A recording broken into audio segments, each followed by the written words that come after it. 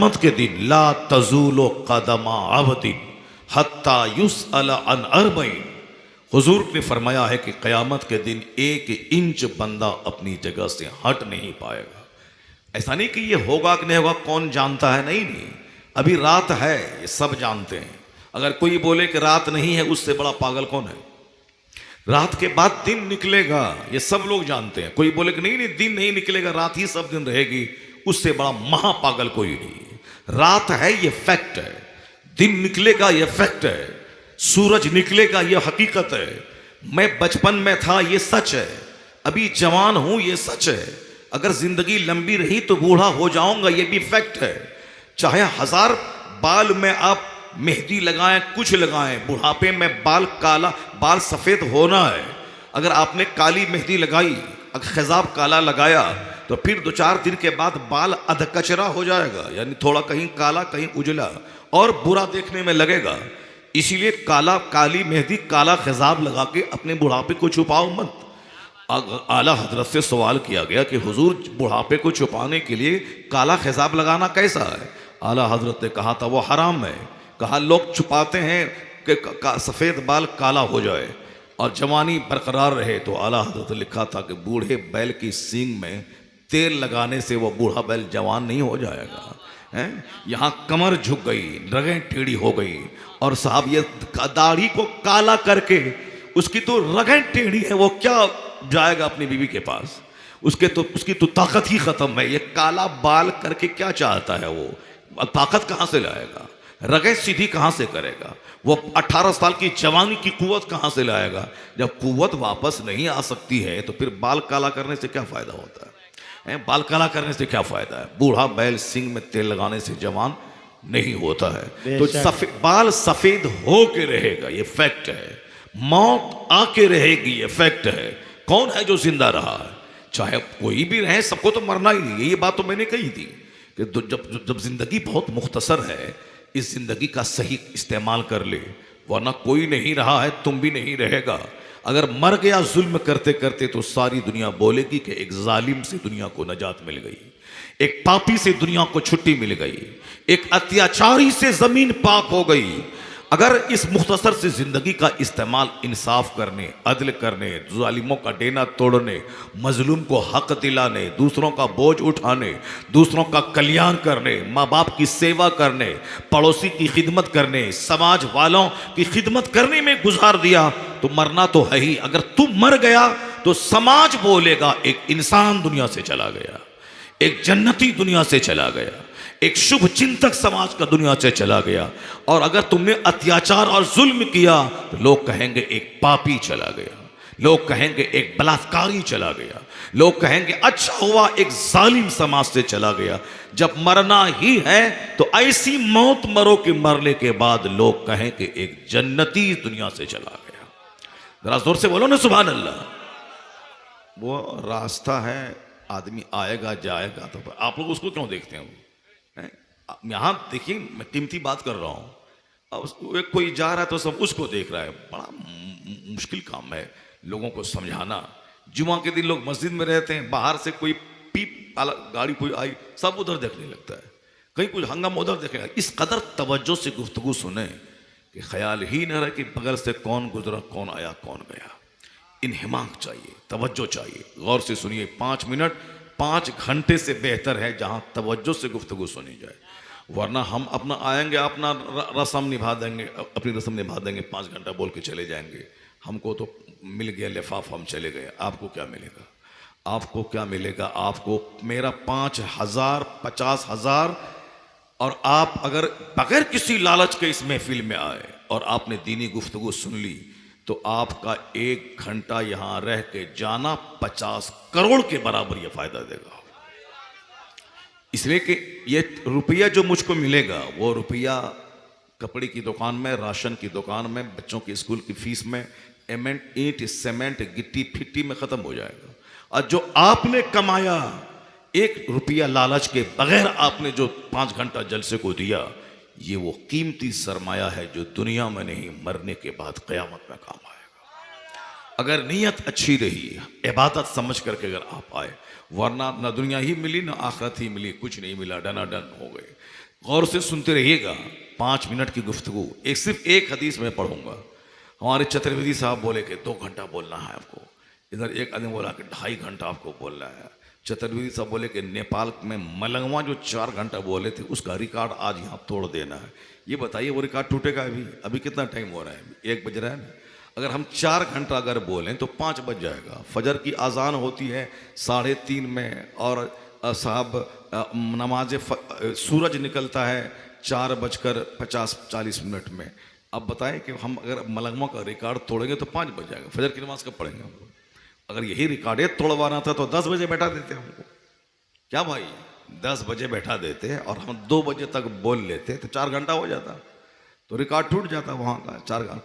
4 घंटा 10 मिनट हम बोल देते, रिकॉर्ड टूट जाता वहाँ का। लेकिन ऐसे वक्त में आप बैठाएं कि आप करें 4 घंटा, नहीं 4 घंटा, सिर्फ 1 घंटा, एक हदीस। बोलो जोर से सुभान अल्लाह। सिर्फ एक हदीस मैं अपने मन से सुनाऊंगा और उसके बाद अगर आप बोलेंगे कि और दूसरी हदीस सुनाइए तो ठीक है मैं सुनाऊंगा, मगर ये एक हदीस जो मैं सुनाऊंगा उससे पहले वो जो मैं चर्चा छेड़ दिया पहले उसको कंप्लीट हो जाने दीजिए, उसके बाद फिर मैं एक हदीस सुनाऊंगा अपने मन से। बाकी आप अगर बोलेंगे कि दूसरी कोई हदीस सरकार की और सुनाओ तो फिर मैं सुना दूंगा, क्योंकि इस रुए ज़मीन पर हुजूर से ज़्यादा कीमती किसी की बात नहीं है, सरकार से बड़ा कोई नहीं। अल्लाह के बाद जो सबसे बड़ी ज़ात है वह मुस्तफ़ा की ज़ात गिरामी है। अल्लाह के कलाम कुरान के बाद अगर ज़्यादा प्रेशस, ज़्यादा कीमती अगर किसी की बात है तो मुस्तफ़ा जाने रहमत की बात, उससे बड़ी किसी की बात नहीं। न किसी वैज्ञानिक की, न किसी साइंटिस्ट की, न किसी स्कॉलर की, न किसी फिलासफर की। गौर से सुनिएगा, अगर यकीन नहीं आए तो मैं उसकी मिसाल देता हूँ। आज 2.5 साल से सारी दुनिया कोरोना ग्रस्त है, आज भी कोरोना ख़त्म नहीं हुआ है। कहते हैं कि नाक मुंह साफ ढक के रखे, हाथ को लगातार धोते रहिए वरना यहाँ से कीड़ा घुसेगा और जिससे मुसाफा करेंगे उसको ये कीड़ा पहुँच जाएगा, वो भी कोरोना पॉजिटिव हो जाएगा। बेटा बीमार पड़ा था, माँ देखने के लिए आई हमारे पूर्णिया में, बेटा को कोरोना हुआ था। माँ बोली नहीं मुझको जाना है, मेरा बेटा को कोरोना हो गया, चाहे कुछ भी हो मुझको बेटे के पास जाना है। वो चली गई बेटे के पास, बेटे की जिम्मेदारी करने लगी। बेटा अच्छा हो कि हॉस्पिटल से आ गया, मामा ही मर गई। कोरोना कितने लोगों को चपेट में ले लिया। आज 2.5 साल हो गए। बहुत गुरूर था हिंदुस्तान के वैज्ञानिकों को, कुछ कोई नमाज रोज़ा जलसा जुलूस मुसलमान नमाज लाउड स्पीकर अजान कुछ नहीं, विज्ञान विज्ञान विज्ञान, साइंस साइंस साइंस। बड़ा घमंड था अमेरिका को, नमाज रोज़ा हज ज़कात ये पुराने 1400 साल पहले का दस्तूर ढो रहा है। आदमी आसमान में उड़ रहा है, ट्रेन कई हजार लोगों को लेके दौड़ रही है, मोबाइल सारी दुनिया को एक छोटी सी विलेज बस्ती बना दिया है। विज्ञान विज्ञान विज्ञान, साइंस साइंस पढ़ो, साइंस ये क्या नमाज और कुरान लेके बैठे हुआ है। बड़ा घमंड था अमेरिका को, चाइना जापान को गुरूर था। लेकिन मालूम है 2.5 साल गुजर गए कोरोना काल के, आज तक दवाई नहीं आई है। बहुत गुरूर था विज्ञान पे, साइंस पे। कल बीमारी, आज बीमारी कल दवाई। अमेरिका के वैज्ञानिक की नरेटी दवा के पूछे कि दलाओ दवाई कहाँ है? तुम बोला था कि कल बीमारी, आज इतना साइंस तरक्की कर गई है कि कुछ कोई मसला नहीं रहा, आज बीमारी कल दवाई लाओ। 2.5 साल हो गए, कहाँ दवाई? हिंदुस्तान के वैज्ञानिकों का गरीबान थाम के बोलिए लाओ कहाँ है दवाई? चाइना जापान की टेक्नोलॉजी, उसकी गर्दन पकड़ के बोलिए कहाँ है दवाई लाओ। बहुत घमंड और गुरूर था कि कल कार बनाएगा कोई 1 करोड़ की, दूसरे ही दिन उसकी नकल मेरे पास है। कहाँ बताओ? ये वैक्सीन, वैक्सीन तो पानी है। वैक्सीन जो लगाया है डबल डोज, उसको भी कोरोना हो गया, फिर दोबारा कोरोना हो गया उसको। ये दिल बहलाने का एक जरिया है ताकि लोग जाने कि हाँ कुछ प्रोग्रेस हो रहा है, काम हो रहा है, दवाई की तरफ कदम बढ़ रहा है। वो वैक्सीन पानी है, वरना अगर उसके लगाने के बाद कोरोना नहीं होना चाहिए तो जो लोग डबल डोज लगा उसका फिर कोरोना क्यों हो गया? मतलब ये निकला कि साइंसी तरक्की के बावजूद अल्लाह ने इन साइंसदानों को उल्लू बनाकर, बेकस बनाकर, बेचारा बनाकर, साइंसदानों ने हाथ उठा दिया कि दवाई अब तक नहीं आई है, इसलिए तदबीर कीजिए कि हाथ लगातार धोते रहिए। तदबीर दवाई नहीं है, बचने की एहतियाती तदबीर है ये।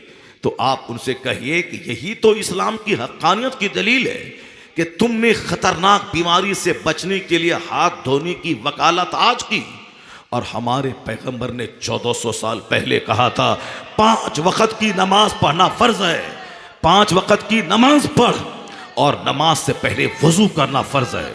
और उस वजू में रिसालत, नारे रिसालत, उलमाए किराम, इस्लाम मुशायरा कॉन्फ्रेंस, उस नमाज से पहले वजू फर्ज है और उस वजू में सबसे पहले हाथ धोना है। 5 टाइम नमाज, 5 टाइम वजू कर, हाथ धोना है, कुल्ली करना है, नाक में पानी डालना है। कोरोना इसी 3 रास्ते से अंदर घुसता है ना, हाथ से, नाक से, मुंह से। ये मास्क क्यों है? ताकि मुंह और नाक अच्छी तरह ढांप के रखें, वरना घुस जाएगा कीड़ा नाक से और मुंह से। और हाथ धोते रहें ताकि अगर कीड़ा लग भी गया हो तो 2-4 घंटे के बाद हाथ धोएं तो वो कीड़ा झड़ जाए। यहाँ 5 टाइम वजू, 5 टाइम हाथ धोना, नाक में पानी डालना, मुंह में कुल्ली करना, ताकि कोरोना का कीड़ा अंदर घुसा हो तो जोहर की कुल्ली से वो खत्म हो जाए। अगर जोहर के बाद कोरोना का कीड़ा नाक में घुसा तो असर का वजू उसको झाड़ दे। अगर असर से मगरिब के बीच में कोरोना अंदर घुसा तो मगरिब का वजू उसे खत्म कर दे। अगर मगरिब के बाद अगर कोरोना अंदर घुसा तो ईशा का वजू उसे साफ कर दे। अगर ईशा के बाद कोरोना अंदर घुसा, फजर का वजू उसे झाड़ दे। तो जहां कोरोना के इलाज के लिए हाथ धोने पर नजर आज दुनिया की गई है, वहां नजर मुस्तफा की 1500 साल पहले गई। नारे तकबीर, नारे रिसालत, नारे रिसालत, उलमाए किराम, नारे तकबीर। अब भी कोई बोलेगा कि हुजूर की बात पुरानी हो गई, हुजूर 1400 साल पहले जो कहे अब वो बात पुरानी हो गई। नहीं, हुजूर ने जो कहा 50,000 साल के बाद भी हुजूर की बात पुरानी नहीं होगी। ऐसा लगेगा जैसे